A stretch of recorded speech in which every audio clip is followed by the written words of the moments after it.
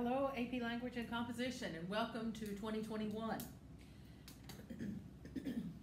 We start a new unit today. You finished up realism right before the holiday break.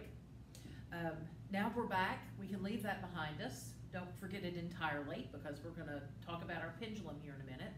But we start a whole new unit. We will have a novel in this unit. That novel is The Great Gatsby. I will get those out to you. Of course, there's read-alongs on the internet and things like that, but I personally find it easier to read a book. And if you do too, we have copies available for you in the library. The movement that we are going into now is called Modernism. Modernism picks up in 1914 with World War I. If you remember, that's where we left off, and runs through the Great Depression until the start of, loosely speaking, World War II. If you'll remember our pendulum,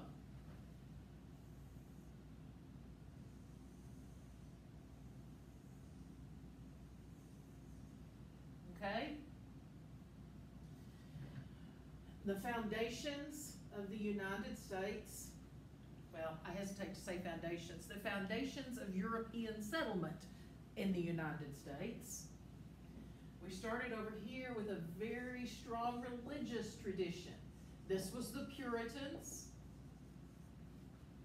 This is also the period that encompassed or sort of ended in. Its extreme point was marked by the Salem witch trials, right?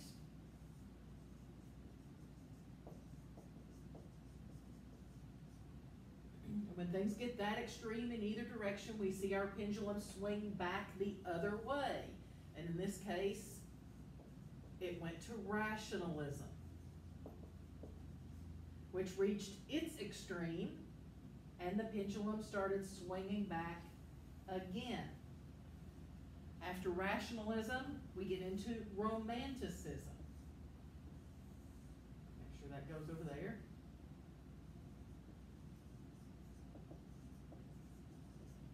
And if you remember, Romanticism is the period that encompasses Thoreau, Emily Dickinson, Walt Whitman. This is the unit where we wrote about the American romantic hero, and you chose an American romantic hero from a movie or book or video game or something like that that you were already familiar with. Romanticism values nature and the supernatural. At its peak, when it gets way far out here, we have transcendentalism. That's where Thoreau basically gives up his life and goes and lives in the woods for a year. And we have Edgar Allan Poe, who takes supernaturalism and symbolism about as far as he could take it. So the pendulum reaches a point where it has to swing back. And when it does, it swings back to realism, which is what we just finished before the holiday break.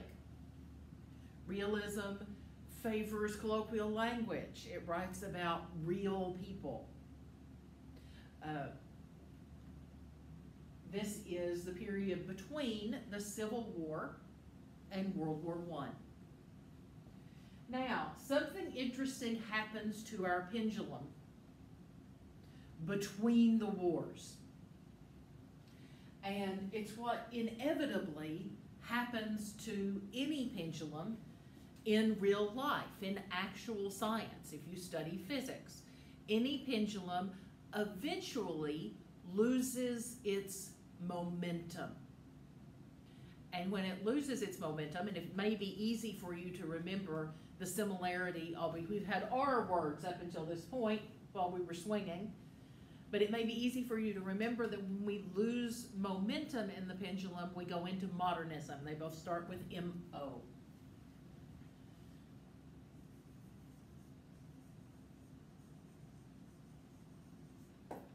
Now, the modernist movement is where we begin to see mainstream American culture start to fragment. Because when the pendulum loses this momentum, It also loses the integrity of its arc. It doesn't move in such a straight line anymore. Now, this is not a bad thing, because for the first time in mainstream American culture, you have a rise in cultural power of people who've been ignored by mainstream culture. This is the era of the Harlem Renaissance. This is the era of the women's suffrage movement. This is the era of the suffragettes. This is the rise of lots of voices that have not been heard before in mainstream American culture are starting to emerge more loudly, and that's a good thing. This happens basically before and during the Great Depression. So, we have a different set of elements or characteristics that you're going to be looking for in the work in this unit. And like we did with Romanticism, you're also going to go outside the unit to things that you're interested in to look for the echoes of modernism in our current culture. And you'll find a lot of them. Modernism, like Romanticism, has really been, has really influenced our current culture in a lot of ways. So these are the things you're going to be looking for as you read in the modernist works that we'll be looking at, and what you should also already be thinking about finding in some sort of cultural artifact that you're familiar with in your day-to-day life, just like we did in Romanticism. So, maybe the biggest hallmark of modernism is that it rejects tradition. Let's see, move out here.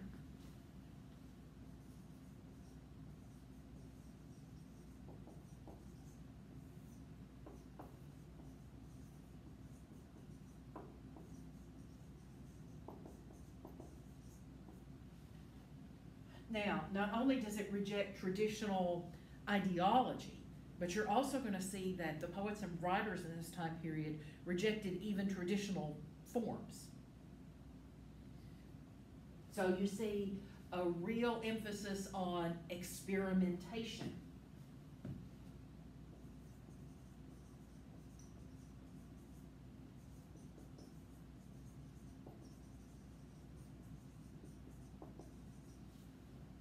Very bold forms. You're going to see poets who do things that have never been done on the page before. This is also the era of, like, modern art emerges out of modernism. This is Picasso and things like that.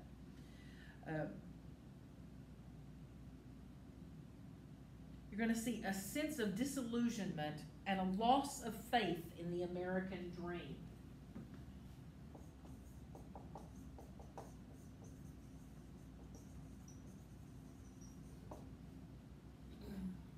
That one in particular is very, very important because it figures massively in The Great Gatsby, which is the novel we're going to read. Rejection of sentimentality and artificiality.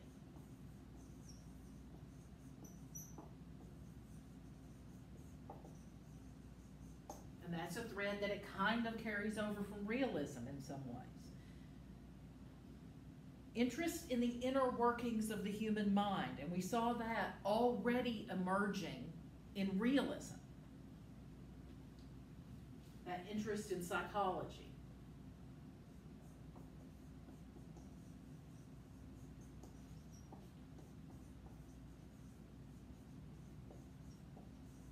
If anything, it's even stronger in modernism because Freud has already made a big splash by this time.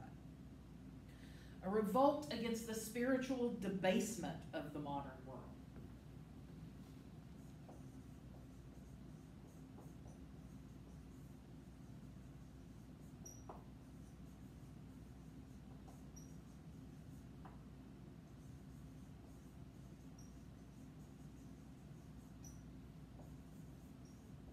And the emergence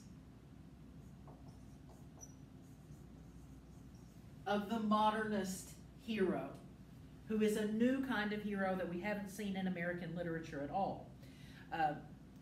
up to this point, the hero would usually be described as someone who was infallible and who represented the highest of society's ideals.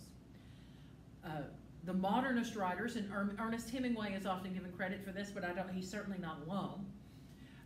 The modernist writers define the hero as somebody who has his own code of honor. He may be disillusioned, he may have given up on the American dream, but underneath it all, he's strong, he's brave, he endures. Hemingway said he had the modernist hero showed grace under pressure. So this is a character who, while he's not perfect by any means, in fact he's very flawed compared to heroes that we've seen before, he's a stand-up guy. So you're going to be looking for that kind of character, not only in what we're reading, but maybe in some more contemporary works as well. I'll give you a little reading out of our textbook that you can follow along. It's got a sidebar with it, just like what we've been using all along. So I hope that helps. And we will be reading through some of the important works of modernism. This is a big unit for us, and it's probably the last true literature unit we'll have before we get into the heavy writing. I hope you didn't think we were doing the heavy writing yet. Our word of the week this week is flout, F-L-O-U-T. It is a verb. You can use any form of it in an email to me or in a response paper or even in a text, as long as you use it in a sentence correctly. I'm glad to have you back. I hope you had a nice break. I hope you got some rest, and you know where I am if you need me.